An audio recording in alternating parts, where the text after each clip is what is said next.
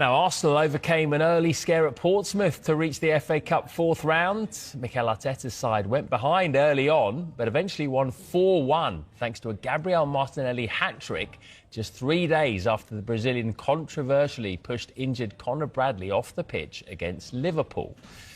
Portsmouth made a dream start, taking the lead in the 3rd minute. Connor Chaplin's shot, parried by Kepa. Colby Bishop smashed in the rebound. 5 minutes later, Arsenal equalised, and it was from a corner. Christian Norgard celebrated his first Arsenal goal, but it was given as an own goal by Andre Dezel.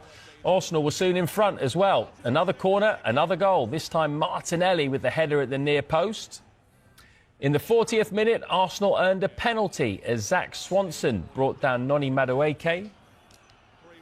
Madueke stepped up, but he missed, dragging it wide of the post. They did get a third at the start of the second half, though. Gabriel Jesus' cross tapped in by Martinelli for his second. Kai Havertz came off the bench to make his first appearance since August, having recovered from a knee injury.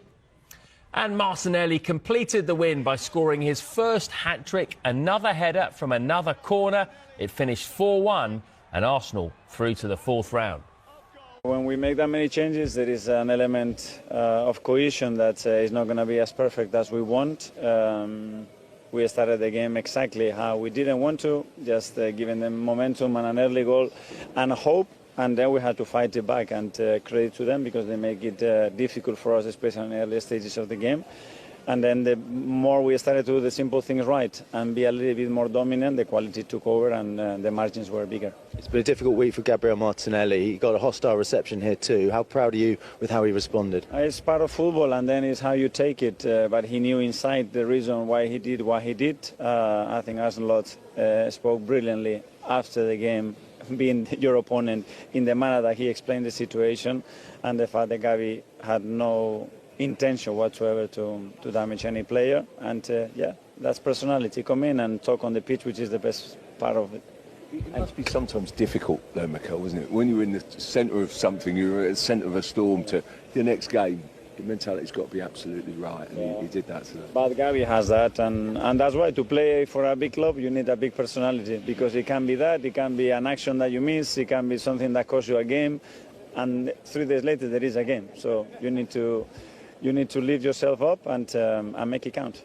And do you like that about his attitude, you know, about his personality, that today, you know, I love he's it. Gabi, in every context that you throw him in, he plays, he doesn't play, he performs well, not well.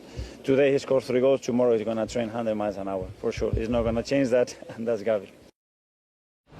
We picked up a couple of injuries that we probably can't afford to pick up at this stage. So Harvey Blair came off in the first half, and Franco, who was his replacement, coming off at the end and putting us ultimately with 10 men for the last spell of the game. So yeah, I think that's probably the negative of the afternoon. The performance on the whole was really good. I thought we acquitted ourselves really well against a top side, but unfortunately we picked up a couple of injuries. And you've already got a lot of injuries. What does this mean for January for you?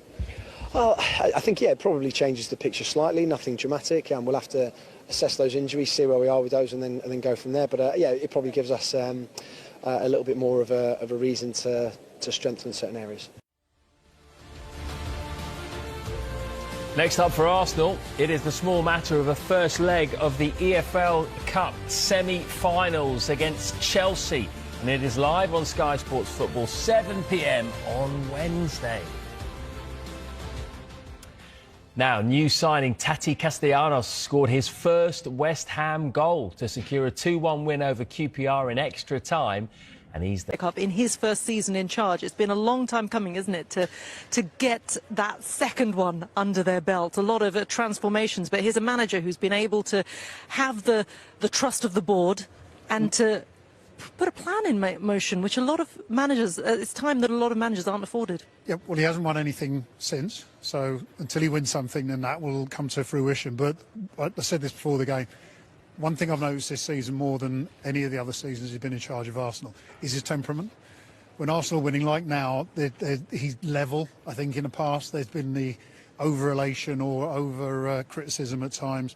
He just looks very level. And I think if your manager's level, the changing room's level, and you're not going to get these peaks and troughs in performances. So unfortunately for anyone who doesn't support Arsenal this season, this is going to be a tough nut to crack. So he's looking good and his team are looking very good. He's absolutely leading from the front, absolutely. isn't he? Well, I'll tell you someone else who's leading from the front. It's John Mousinho, talking about managers in charge for a long time as well. I think this was his 150th game. Do you know what? They had a scare at the start, but in the end, you've just got to see that the quality of this Arsenal side completely shone through. As expected, we have seen scares this weekend, but Arsenal got the job done, and in the end, it was pretty emphatic, wasn't it? It was, but this grand old competition, the FA Cup, it keeps bringing up surprises. So that was a bit nervy from an Arsenal point of view in those opening exchanges, but they got back and then showed a little bit of class. Credit, though, to Portsmouth. Thought they pressed really well in those opening exchanges, made it difficult, got the goal that maybe they deserved, and then Arsenal came back through their set pieces. Yeah, and I've got to say, when that first Pompey goal went in after 3 minutes, we'll look at it in a second, but when it went in, the first thing you said, Jamo, was, oh, God, they've scored too early. Yeah. One of my favourite stats is scoring in the first few minutes. First team scoring in the first few minutes is a 30% chance of winning the game. It was early. It was great press, as you said. Very weak against set pieces. What's the mentality at that particular point? Are you nervous? Are you anticipating that something could go wrong?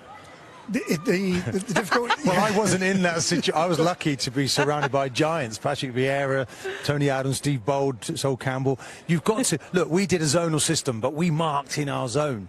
And we certainly weren't naive and leaving that near post exposed. You've got to have a player in there of some size, and they weren't doing that today, Portsmouth. They were just lined up to be taken on. Yeah, I think the difficulty is that as a player, you can approach a manager or a coach and say, can we do something else? I was fortunate enough to be able to dictate what happened in my box. So I'd like to come for crosses. So in the end, I could sort of take some ownership for that. This Portsmouth setup, when I was looking through all the goals they've conceded this season, that was my biggest concern, that Arsenal being so good at corners were going to cause problems. I think it's 19 now, is it? They've conceded from set pieces? It's a lot. But surely that's something you would then have to look at specifically on the training ground, right? Yeah, absolutely. I mean, quite often it happens, and I mean, Portsmouth might have the argument that they've had a lot of injuries and therefore that personnel changes. But like Arsenal, with 10 changes today, their corners haven't changed on the offensive side of things, and they had probably more success than they've had in, I can't even think last time they would have scored 3 goals from set plays in one match.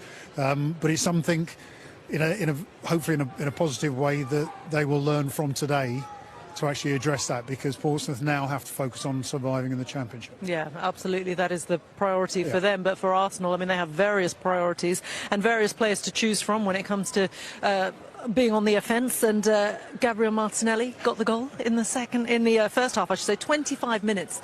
This one. What happened, but he's come away from this week with a match ball, and I think it was a good message from him. I think it's really good in terms of his confidence, because he's been coming off the bench. I think that's 10 goal involvements now.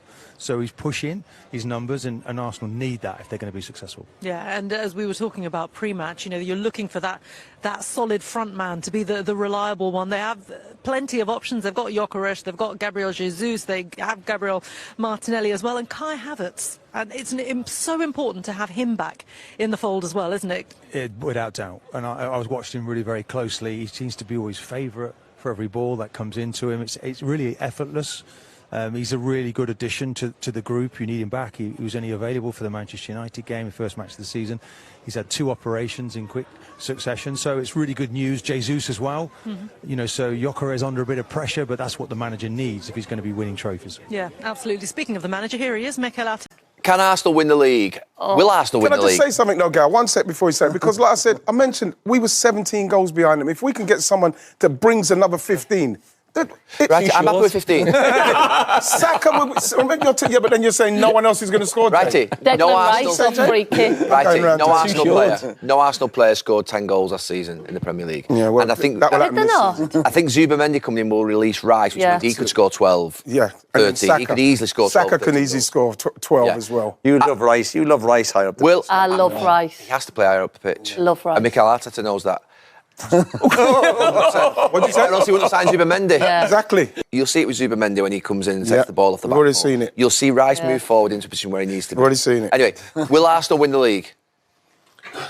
Oh, what do you say? no, will Arsenal win the league? I don't think it will. No, not forget want. Will Arsenal win the league this season? Yeah. I'm going to say yes. Yeah. Oh, yeah. I'm going with Arsenal. Are you going for Arsenal? Yeah. And it's obviously... The only thing, I go back to Liverpool. Liverpool on a bad day will still score 2 goals every game. Yeah. Even when Liverpool That's are what- off, yeah. you always think Liverpool will score 3. How many times, even the Charter Shield weekend, you might go, Liverpool are getting... They still score 2 goals. They score 2 goals every game. I still so when fancy you're scoring 2 scoring goals on average a game or more,